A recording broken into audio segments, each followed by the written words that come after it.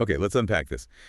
When you hear the name Medellin, Colombia, I think for most people, one image immediately springs to mind. Oh, absolutely. The shadow of Pablo Escobar. Exactly. For decades, that tragedy, that whole legend, it's been permanently stamped onto the city's global brand. And that perception is incredibly hard to shake, you Yeah. know. It's been cemented by countless streaming series and movies.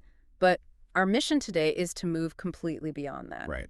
We are diving into what the city of Medellin actually is right now, today, and we're seeing it through the incredibly detailed, on-the-ground observations of one traveler, Tenenbaum. That's right. Tenenbaum landed there, and I think he was expecting to find a city defined entirely by its past, Mm-hmm. but instead what he found was this place full of staggering, often beautiful contradictions. It really is a city of extreme civic pride and, remarkable security, sitting right on top of a history of unparalleled violence. Yeah. And it's navigating this really complex, volatile, national political landscape. So that's our deep dive. That's it. We're going beyond the headlines to understand this paradoxical nature. We need to look at the unexpected geography that shapes daily life, the intense cultural identity of the Paisas, and how this city even manages to operate when the national government seems determined to derail its own economy. Tenenbaum's notes are truly our map today. Let's start with the visual, because this was the first, and I think most stunning, surprise for Tenenbaum. He flew in expecting a concrete tropical sprawl. Something like that, yeah. But instead, he described Medellin as just totally green. Totally green. He was completely taken aback by the sheer quantity of trees and dense vegetation just integrated right into the city itself. Wow. He even explicitly compared it to Tbilisi, the capital of Georgia, which is, famously a city built into these incredibly verdant valleys. So that's a huge compliment for a city so close to the equator. And he used this brilliant analogy that really helps you visualize it. He said, imagine taking Carolo. Which is that Argentinian resort, for anyone who doesn't know.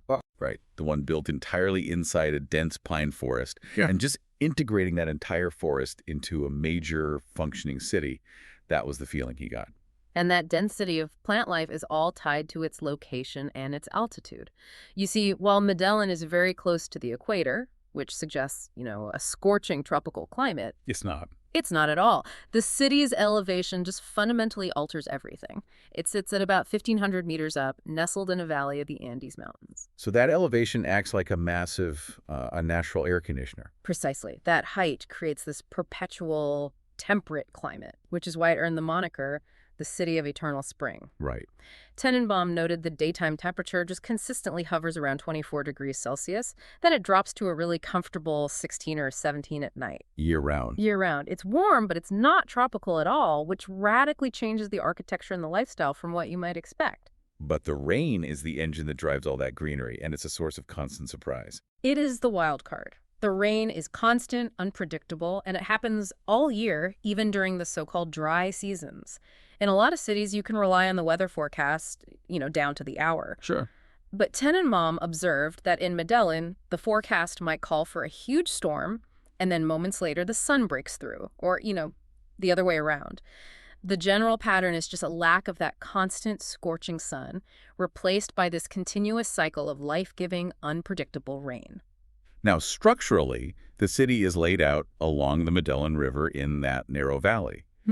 But the way it grew created this fascinating social reversal. This is such a crucial piece of sociological geography. Think about traditional cities globally. The powerful, the wealthy, they typically reserve the high ground for themselves. The hillsides, the slopes. Right, and it was driven by necessity.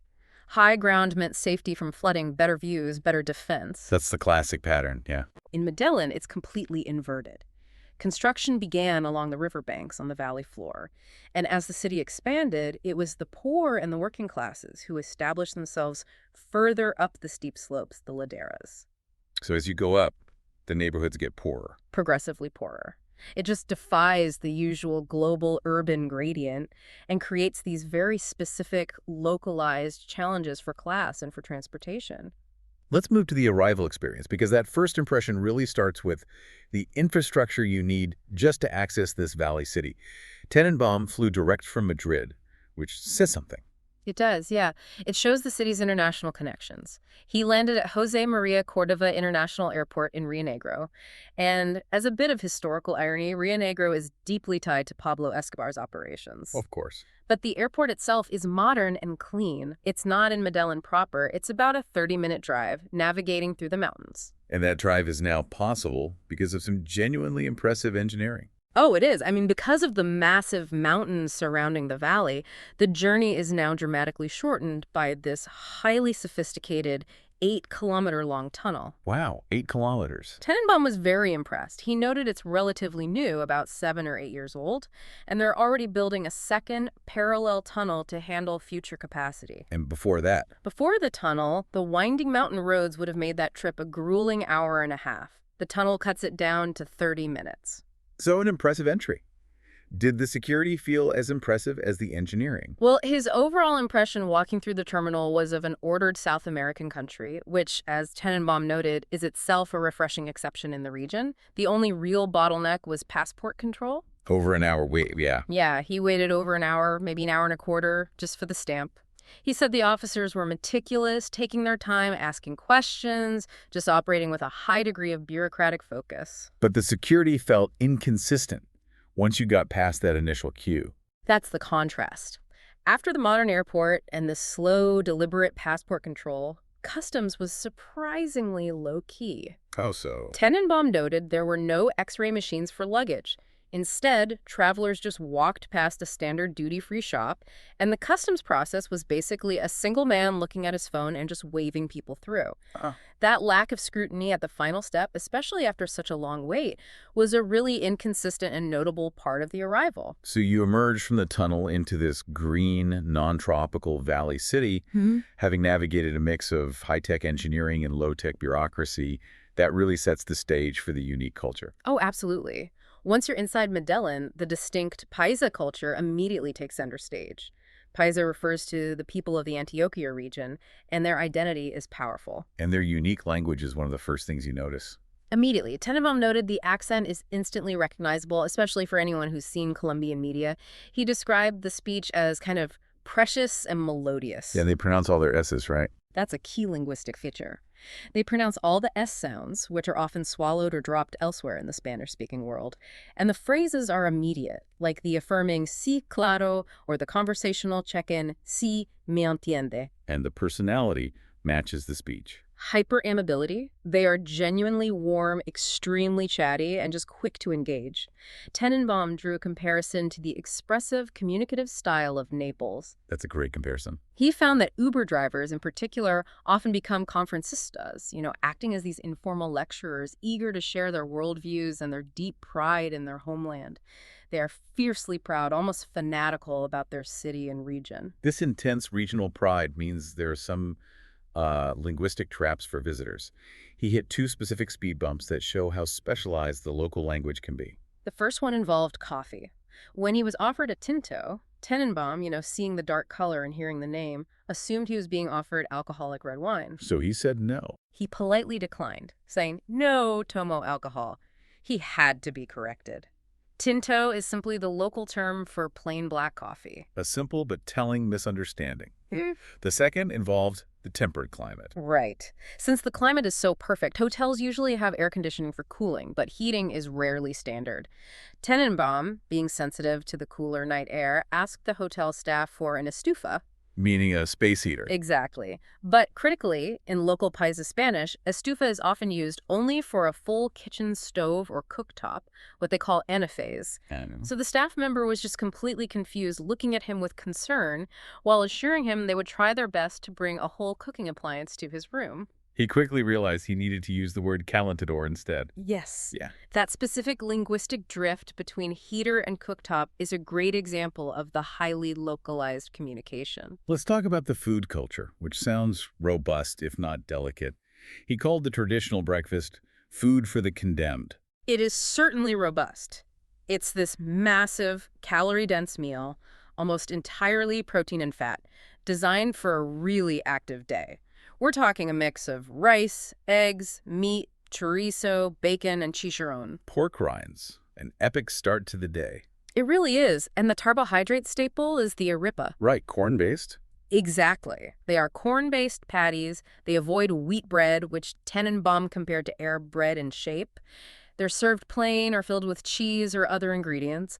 He noted that the sheer volume of food consumed all day was striking. People are constantly eating, and it contributes to the observation that women are often affectionately described as being a little chubby or gorditas. But despite the abundance, he pinpointed some significant quality issues, which seemed linked to the local agriculture. Yes, specifically with beef and dairy.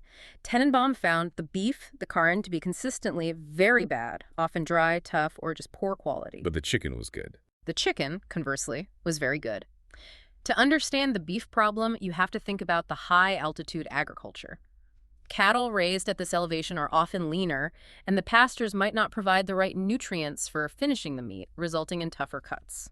It's an agricultural constraint driven by the geography. Exactly. And the dairy issues are equally surprising. Profound, he said. They are. The local butter, manteca, was deemed inedible. He even had this confirmed by an Argentine chef at his hotel who was complaining he couldn't even produce a decent croissant because the quality of the local butter was so poor. It just lacked the right fat profile. And the milk itself is deficient. It lacks sufficient fat content. This directly affects their traditional desserts. Their equivalent of dulce de leche is arquipe. And to make it right, To get the right consistency for arquipe or condensed milk, producers have to artificially add fat during the process because the raw milk itself simply can't sustain the texture. It highlights this fundamental agricultural gap. this brings us to what might be the most unique cultural aspect he identified, something called very rare, the sacralization of the metro. This point is truly exceptional. It speaks volumes about Paisa civic pride. Medellín's transportation system, the central metro and suburban rail that runs parallel to the river, is considered sacred. Why sacred? Why that specific piece of infrastructure? It's a symbol of overcoming historical failure. In a country where government corruption and neglect often lead to, broken public services, the Medellín Metro was a massive, successful public works project that actually worked. It was delivered on time and cleanly. Right.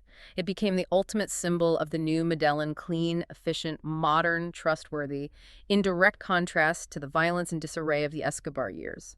The citizens view it as this communal achievement that has to be fiercely defended. And what does defending it fiercely look like in practice? It means zero tolerance for disrespect. Tenenbaum was told that if someone is caught defacing the metro, even minor graffiti done with a pen, that individual runs the serious risk of being physically attacked or even lynched by the public. Wow. The citizens enforce the sanctity of their public transit themselves. They're like communal police maintaining this symbol of civic success. That is an astonishing level of collective ownership. It tells you everything you need to know about what that community values. It does, and they rely heavily on this clean, efficient transit because of the challenging geography. Remember those steep slopes? Oladeras? Right. They require innovative solutions to move the population who live way up there. Which is where the cable cars and the escalators come in. Yes. They use cable cars or telefericos running up the steep mountain slopes, similar to those in Naples, but on a much grander scale. And the most impressive engineering feature, in Tenenbaum's view, is the system of continuous municipal escalators. Just constantly running. Constantly, just to help residents navigate the extreme inclines. He noted he'd only seen comparable municipal escalators in a place like Hong Kong, which highlights just how challenging the terrain is. Worse, he said, than San Francisco. And these transport systems are vital, linking the poorer neighborhoods high on the slopes to the jobs and services in the valley floor. Absolutely. It's infrastructure as social inclusion. The engineering choice is directly linked to resolving that inverted social geography. So we have this city where the metro is sacred, but the history of violence is profoundly commercialized. As Tenenbaum observed, the reason Medellín is known globally is because of Pablo Escobar, and the local tourism industry just capitalizes on this dark fame relentlessly. That's the bitter irony, isn't it? The tourism economy is largely built on the back of the drug wars. Tenenbaum noted the blatant merchandising everywhere. T-shirts with Plata o Plomo, replicas of Escobar's ID card. All kinds of memorabilia. Just turning profound suffering into marketable kitsch. He compared it to visiting Georgia and finding an abundance of Stalin souvenirs. It's profiting directly from a dictator's legacy. He went to the dedicated museum. Tell us about that Disney experience. Right, this museum is run by Escobar's nephew, the son of his brother, Peluche or Elicito. Tenenbaum described the whole setup as this high-cost, Disney-style attraction. The entry fee is substantial, about $30 a person, which he noted was very coloro for the area. And it includes a guided tour. A guided tour with a narrative that relies heavily on canned jokes and, ends with a conspicuous request for a tip. What are the key artifacts they use to tell this story? The exhibits focus on the practical history of his operations. They show the coletas, the hiding spots used to conceal cash, and the intricate connections between his houses for escape. They have vehicles from the era, including cars that are visibly bullet-ridden, with hardened tires and bulletproof glass. And the motorcycle story is a wonderful, if chilling, example of his early criminal cunning. It's a key insight into his methodology, even when he was just starting out as a bank robber. Escobar had his motorcycle painted half red and half black. So after a robbery, Witnesses would offer conflicting descriptions. One would recall a red bike, another a black bike, providing contradictory testimony that often helped him evade justice. it was a simple, ingenious psychological trick. It was just exploiting human fallibility. That's a staggering insight into his operational genius, the sheer simplicity of it. But the commercialization doesn't stop at artifacts. It extends to human connection. Let's talk about the shocking upsell the museum offered. This really pushes the boundaries of ethical tourism. Tenenbaum was interested in a book of caricatures Escobar himself had compiled, priced at $130. But the museum staff offered a far more intense experience. What was it? For $300, a customer could buy a different book, plus a private recorded interview with an alleged former sicario, an assassin who had worked for Escobar. And the only rule was that you couldn't reveal the assassin's name. I mean, how do we process the authenticity and morality as an offer like that? That's the essential question, isn't it? Given the high level of commercialization, you have to wonder, is this a real former sicario, or is it a performer capitalizing on the myth? What we know is Tenenbaum immediately declined. What did he say? He stated bluntly that he was not interested in speaking with murderers. His refusal just highlights that fine line between documenting history and sensationalizing violence for profit.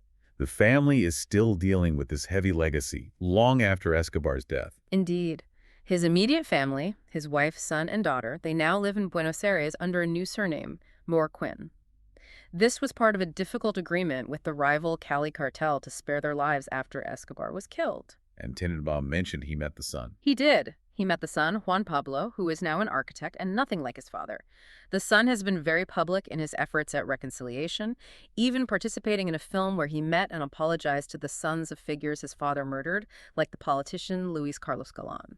This complexity, this duality, it defines the city's transformation, especially in its formerly most dangerous zones. The Camino 13 is the perfect physical example of this. This hillside neighborhood was once one of the poorest and most volatile areas, first controlled by Escobar, then by guerrillas. But it was cleaned up. It was under the hardline administration of Uribe. Today, it's a major tourist destination, accessed by those telefericos and mechanical escalators. And to keep the tourist dollars flowing, the area is maintained under a strict regime of zero-tolerance crime. It's a powerful interplay of infrastructure, security, and economics. To understand the pressures on Medellín, we have to look at the national political environment. Colombia is a land of profound political paradoxes. Tenenbaum noted the country has maintained uninterrupted democratic government for roughly 70 years. Right, traditionally just alternating power between the liberal and conservative parties. But this democratic stability has never translated into true internal peace. No, not at all. The country has endured 10 failed peace accords with various permanent guerrilla groups, which are still an ongoing problem today. It's a critical reminder that stability and peace are not the same thing. So it's still dangerous in some areas. For sure. Tenenbaum highlighted that traveling between major cities like Medellín and Bogotá by car is still considered unsafe because of the risk of guerrilla attacks. The traditional political division was often just about the degree of secularism versus religious influence in public life. Then, in the early 2000s, Álvaro Uribe Vélez emerged to fundamentally disrupt that two-party system. Uribe, representing the Uribista movement, ran on a staunch law and order platform. His primary agenda was tackling the guerrilla and narcotics problems with unprecedented force. Tenenbaum noted that Uribe was seen as highly successful domestically.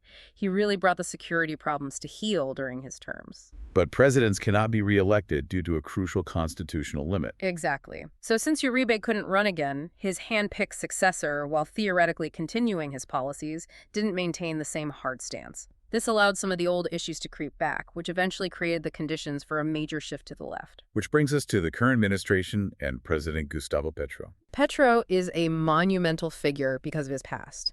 He is a former M19 guerrilla who was controversially implicated in the 1980s Supreme Court takeover, where, all the sitting judges were killed. Despite that radical background, he won the most recent presidential election. And the policies he implemented were instantly recognizable to Tenenbaum. Oh, yeah.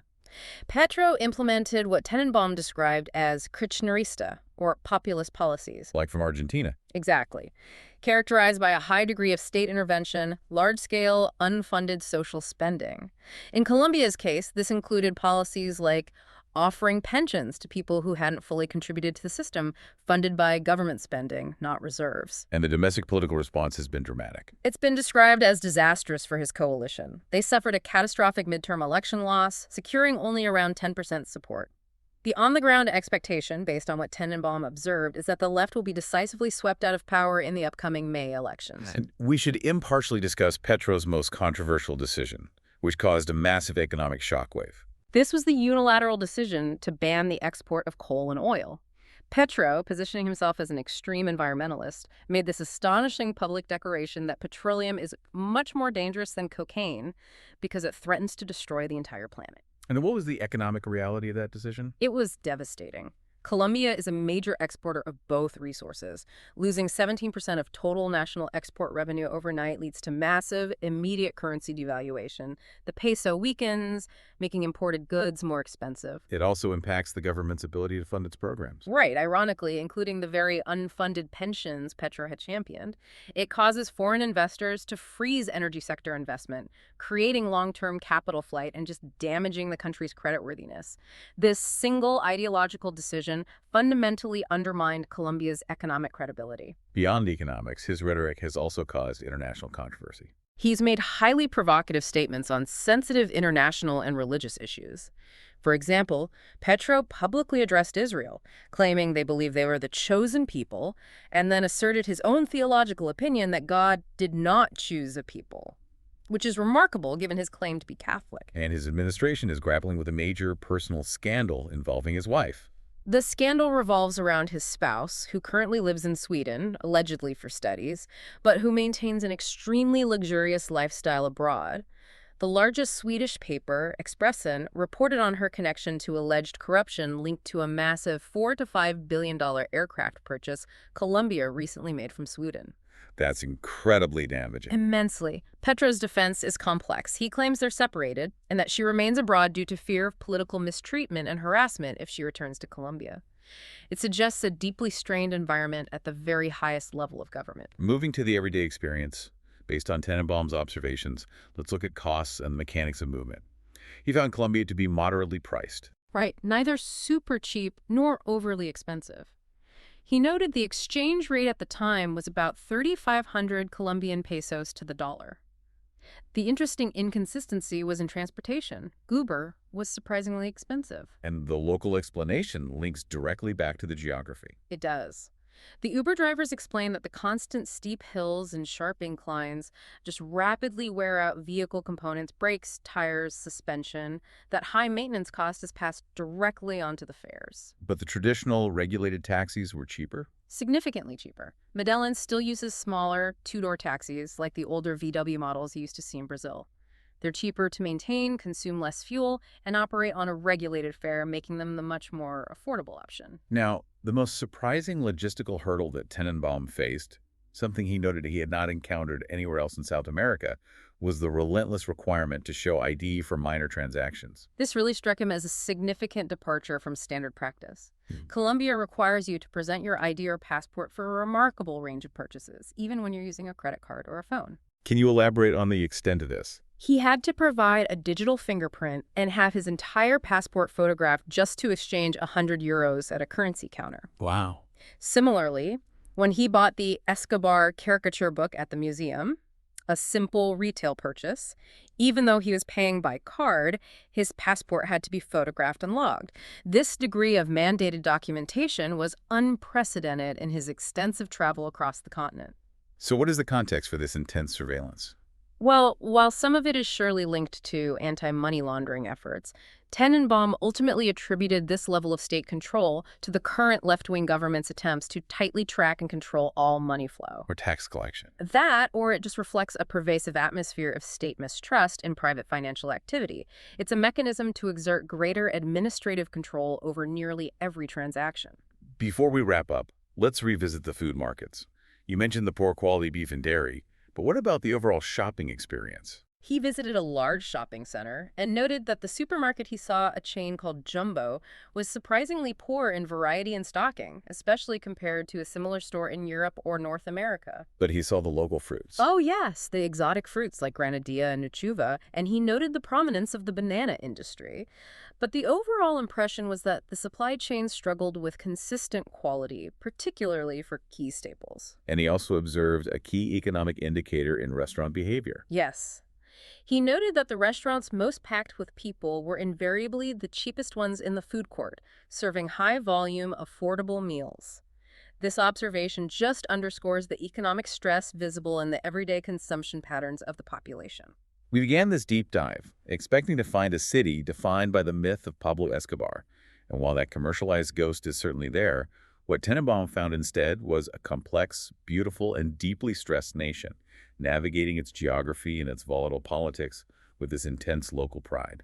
What's so fascinating here is how the specific observations of Tenenbaum coalesce into a trio of profound paradoxes that accurately define modern Medellin and, I think, modern Colombia. The first is the geographical paradox. Correct. You have an equatorial location, yet you are at high altitude, so you get a temperate climate year-round. It's a city that feels like a temperate, heavily wooded forest, defying every expectation of tropical South America. The geography dictates the social order, and the massive infrastructure projects are a response to that unique challenge. A second is the civic paradox. This is perhaps the most powerful lesson from his journey. You have a city that was historically synonymous with drug cartels and extreme violence, but which has fostered such intense civic pride that its clean, modern public transport system, the metro, is considered literally sacred. And that deep respect coexists with its infamous violent past, which it now openly and profitably markets to the world. And the final paradox is the political one. You have a country boasting 70 years of uninterrupted democratic government, yet it's currently led by an ex-guerrilla pushing these drastic populist policies, like the overnight airport ban that instantly cost the nation 17% of its revenue, leading to widespread domestic instability and fear of economic collapse. And this is all happening while the nation still deals with persistent, unresolved guerrilla conflict in the countryside. So what does this whole experience, viewed through the eyes of Tenenbaum, leave us with? It suggests that extreme natural beauty and deep, localized civic pride can not only coexist with the commercial exploitation of a painful past, but can even thrive upon it. The experience of Medellin forces us to consider the limits of memory and profit. So the final question. The final question for you is this. When a society monetizes its darkest chapter, when the tourist buys the Sicario interview or the Plata o Plomo shirt, does that act honor the victims and educate the future? Or does it simply diminish the lessons learned from the violence, allowing the shadow of the criminal to permanently eclipse the city's remarkable rebirth? That is the balance Medellin is trying to strike, and it's a question for all of us to consider.